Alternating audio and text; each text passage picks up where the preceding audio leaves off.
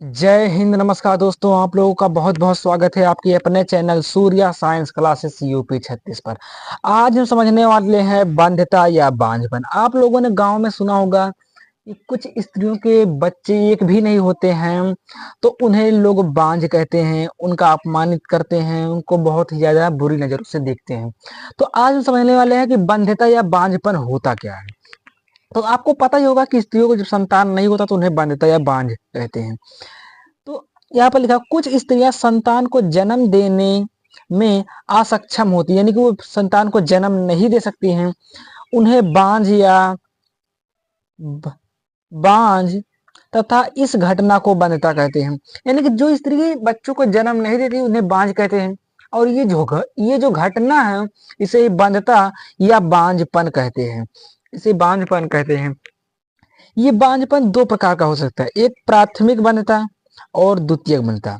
तो हम समझने वाले कि प्राथमिक बांध्यता और द्वितीयक बांध्यता क्या होता है। तो यहाँ पर सबसे पहले है प्राथमिक बांध्यता।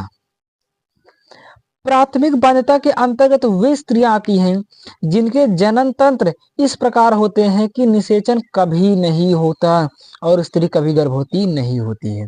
तो प्राथमिक बाध्यता में उन्हीं स्त्रियों को रखा जाता है कि जिनका गर्भाशय इस प्रकार से हो जाए कि ना तो उनके अंदर कभी निषेचन हो, ना ही युग्मकों का संलयन हो, और ना ही वो स्त्री कभी गर्भवती होती है। और दूसरा है द्वितीयक बाध्यता। द्वितीयक बाध्यता में वे स्त्री आती है जो गर्भवती तो होती है, निषेचन तो होता है, भ्रूण का निर्माण तो होता है, लेकिन 9 महीना पूरा होने से पहले पहले ही बच्चा मर जाता है।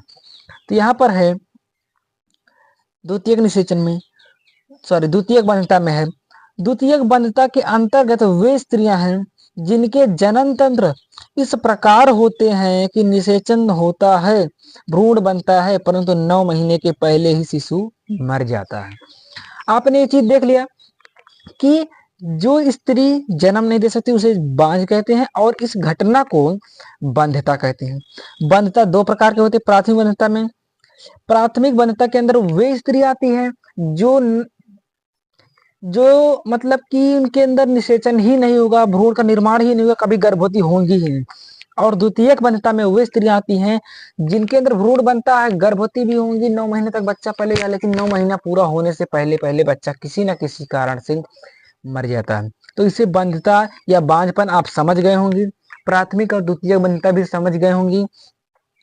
अब देखिए बाध्यता का बाध्यता का जो कारण होता है, हो सकता है कि पुरुष, देखिए देखिए बच्चे के निर्माण के लिए शुक्राणु और अंडाणु के दोनों के संलयन की आवश्यकता होती है। तो इसमें पुरुष और महिला दोनों का योगदान होता है। तो यदि बांझपन की अवस्था आ रही है तो हो सकता है कि पुरुष के शरीर में भी कोई अपंगता हो या महिला के भी, तो दोनों के शरीर में कोई ना कोई अपंगता हो सकती है। तो हम देखते हैं अब आगे चल करके कि पुरुषों में कौन कौन सी कमियां हो सकती है जिसके कारण ये बांझपन आता है, और स्त्रियों में कौन कौन सी कमियां हो सकती हैं। यहाँ पर है पुरुष में जनन अक्षमता के कारण, यानी कि पुरुषों में कौन कौन से कारण हो सकते हैं जनन अक्षमता के।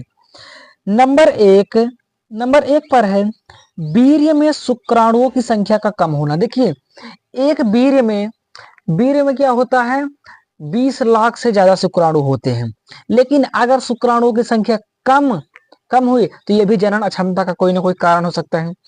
दूसरा है शुक्राणु की गतिशीलता का कम होना। शुक्राणुओं में पीछे की ओर पूंछ पाया जाता है और पूंछ के कारण ही वो गति करता है। तो ये भी कारण हो सकता है। अगर शुक्राणु में पूंछ जो है वो नहीं है या कटी पिटी है तो इसके कारण उसकी गतिशीलता कम होगी, और शुक्राणु गर्भाशय में तो आ जाएगा, लेकिन वो जब अंडाणु तक जा ही नहीं पाएगा तो फिर संलयन की क्रिया नहीं होगी, निषेचन नहीं होगी। इसलिए शुक्राणु की गतिशीलता का कम होना भी जनन अक्षमता का एक कारण है।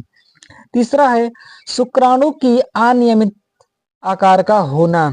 शुक्राणु का यदि आकार अनियमित हो, जैसे कि शुक्राणु में पता लगे पूंछ ही गायब है या मुंडी ही गायब है या माइटोकॉन्ड्रिया ही गायब है, एक्रोसोम ही गायब है, तो जो शुक्राणु का आकार है यदि वो सही नहीं है तो ये भी एक कारण हो सकता है जनन अक्षमता का। नंबर 4 है शुक्राणु का छीड़ होना। शुक्राणु देखिए कभी कभी ऐसे होते हैं कि स्त्रियों के गर्भाशय में कॉपर टी लगा होता है और जैसे ही शुक्राणु गए तुरंत ही वो नष्ट हो गए, मर गए, क्षीण हो गए। तो शुक्राणुओं का क्षीण हो जाना भी क्या है, पुरुष में जनन अक्षमता का एक कारण है। आप एक बार फिर से दोहरा लीजिए, पुरुष में जनन अक्षमता के कारण वीर्य में शुक्राणुओं का संख्या का कम होना, शुक्राणुओं की गतिशीलता का कम होना, शुक्राणुओं की अनियमित आकार का होना, शुक्राणुओं का क्षीण होना, ये 4 कारण हो सकते हैं। अब देखते हैं स्त्रियों में जनन अक्षमता के कारण कि स्त्रियों में कौन कौन से कारण हो सकते हैं जिसके कारण उनमें बांझपन आ जाता है। तो नंबर 1 पर है अनियमित अंडोत्सर्ग बंधता का एक कारण है। देखिए 28 दिन का एक आवर्त चक्र चलता है, आर्तव चक्र चलता है।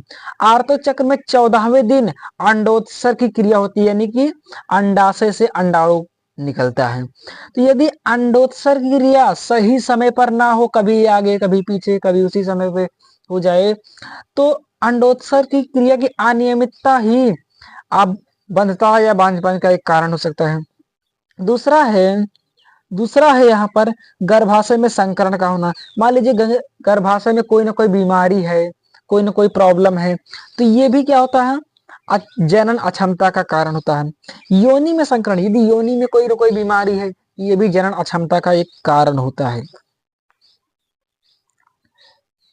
नंबर 4 पे है अंडाशयों में अंड जनन की प्रक्रिया ठीक प्रकार से न होना। यदि अंडाशयों में अंड जनन की प्रक्रिया सही से नहीं होती है, तो ये भी क्या होता है, जनन अक्षमता का एक कारण होता है। नंबर 5 है गर्भाशय की संरचना में अनियमितता। यदि गर्भाशय की संरचना में अनियमितता है, सही व्यवस्थाएं नहीं है, पता लगे शुक्राणु गया और मर गया, तो ये क्या है, ये भी एक कारण होता है। तो उम्मीद करता हूं कि आपको बंधता, उसके प्रकार और पुरुषों में जनन अक्षमता के कारण, महिलाओं में जनन अक्षमता के कारण आपको सब कुछ समझ में आ गया होगा। मिलते हैं किसी नेक्स्ट वीडियो में नेक्स्ट टॉपिक के साथ, तब तक के लिए धन्यवाद। जय हिंद, जय भारत।